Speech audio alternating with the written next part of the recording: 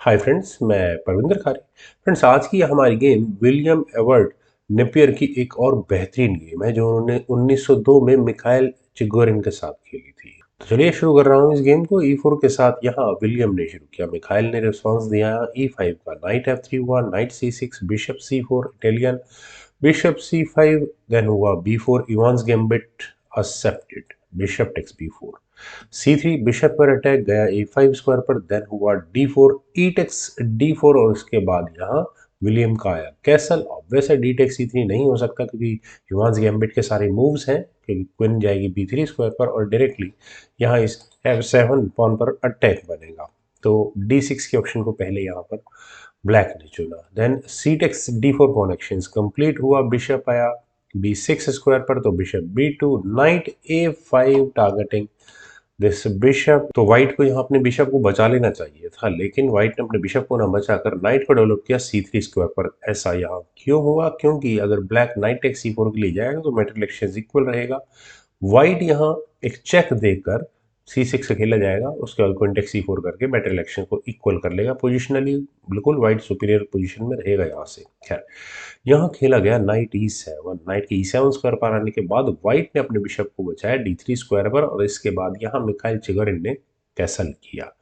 Then हुआ D5, night G6। अगर मैं बात करूं ब्लैक के इस नाइट की, ये नाइट कॉर्नर्ड हो चुका है, कोई जरूरत नहीं है इसे आउट ऑफ दिस गेम ही माना जाए। नाइट E2 यहाँ व्हाइट ने किया और नाइट के E2 स्क्वायर पर आने के बाद मुझे सीधा सीधा यहाँ बिशप की एंट्री ज़्यादा अच्छी लगती है, लेकिन पहले यहाँ खेला गया C5, एनपेसेंट नहीं करना।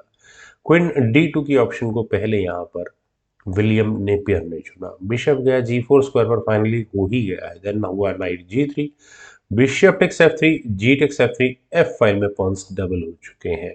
Then night H4। Friends, night H4 ना करके अगर यहाँ नाइट E5 किया जाए तो ज़्यादा बेहतर मुझे लगता है।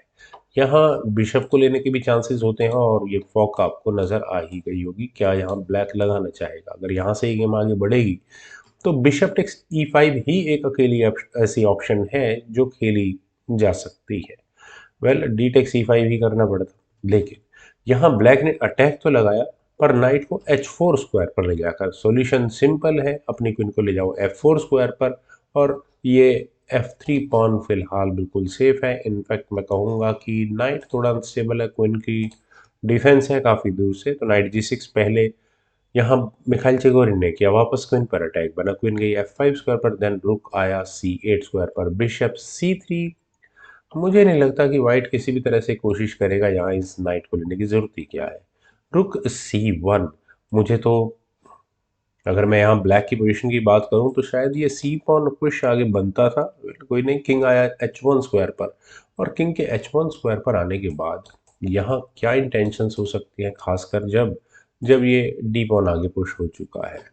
F6, रुक आया G1 स्क्वायर पर, then to C goes to F7, then हुआ बिशप F1, C4 और फाइनली C4 होने के बाद यहाँ इस F2 पॉन पर अटैक आ चुका है। Bishop takes A5, bishop takes A5 deflect करवाया जा सकता था क्या? फिर उसके बाद बिशप टेक्स C4 हो सकता था। हाँ, हो तो सकता था, लेकिन बिशप S3 की ऑप्शन को पहले यहाँ पर विलियम ने चुना और वैसे बिशप टेक्स F2 किया ही जाएगा। यहाँ सीधा सीधा रुख पर अटैक बन चुका है, तो रुख को बचा लेना चाहिए था। मेरी नज़र में तो बचाना ही चाहिए था। अगर यहाँ से ही गेम आगे बढ़ती है तो बिशप E3 बचा जा सकता था, लेकिन नाइट E2 सरप्राइजिंगली यहाँ एक्शन सेक्रीफाइस दिया है मिखाइल चिगोरिन ने। अगर यहाँ बिशप टेक्स G1 किया गया तो रुक टेक्स G1 होने के बाद ये रुक की फायरिंग लाइन यहाँ पर रहने वाली है और एक और रुक एक्सचेंज देने के बाद क्या ये लग रहा है, हो सकता है, थोड़ा मुश्किल लगता है। यहाँ से अगर ये गेम आगे बढ़ेगी तो B5। खैर, चलते हैं एक्चुअल गेम पर। यहाँ सरप्राइजिंगली मिखाइल चिगोरिन ने नाइट की को E5 स्क्वायर पर ले जाकर प्लेस किया और नाइट के E5 स्क्वायर पर मुझे नहीं लगता कोई बहुत ज़्यादा इश्यूज हैं। इतनी देर में व्हाइट को मौका मिला अपने रुक को G2 स्क्वायर पर ले जाने का, बिशप पर अटैक बनाने का। बिशप वापस ला गया E3 स्क्वायर पर, देन हुआ नाइट F4 और यहाँ नाइट F4 क्या करने वाला है? नाइट F4 लगाने वाला है एक अच्छी सी फॉक या टारगेट, और क्वीन कहाँ जाकर रुक को पिन करेगी वो भी यहाँ क्लियर है। तो bishop takes F4, queen takes F4, then हुआ G5। Friends I don't think यहाँ G5 का मूव बहुत अच्छा था। यहाँ ब्लैक को पहले अपने किंग को मूव कर लेना चाहिए था, क्योंकि ये रुक सामने रखा हुआ है किंग के। तो G5 पॉन फिलहाल पिन है, क्वीन के साथ कोई प्रॉब्लम नहीं है। इतनी देर में यहाँ नेपियर को मौका मिला अपने बिशप को E6 स्क्वायर पर ले जाकर यहाँ रुक को पिन करने का, और अब कहीं जाकर मिखाइल चिगोरिन ने अपने किंग को हटाया H8 स्क्वायर पर। नेपियर ने अपनी क्वीन बचाई D2 स्क्वायर पर, और यहाँ नाइट टेक्स F3। क्वीन पर अटैक बनता, लेकिन अगर यहाँ से एक गेम आगे बढ़ती है तो बिशप टेक्स A5, वापस ब्लैक की क्वीन पर अटैक बनता है। मेटल एक्शन इक्वल रहेगा। Knight takes D2, bishop takes D8, rook takes D8, bishop takes F7, रुक गया वहाँ से। नहीं नहीं, एक्सचेंज मेटेरियली बहुत ज़्यादा अप हो जाएगा यहाँ से। इनफैक्ट ये भी नाइट भी अंडर थ्रेट है, तो नाइट एक्स E4 भी खेला जाएगा, देन रुक E1, नाइट पर अटैक। फिर चलते हैं गेम पर। नाइट एक्स F3 की ऑप्शन तो ज़्यादा अच्छी है नहीं। फिलहाल यहाँ पर ब्लैक ने अपने बी पॉन को आगे पुश करके नाइट को डिफेंड किया, थोड़ा गेम में पार्टिसिपेट भी कर पाएगा।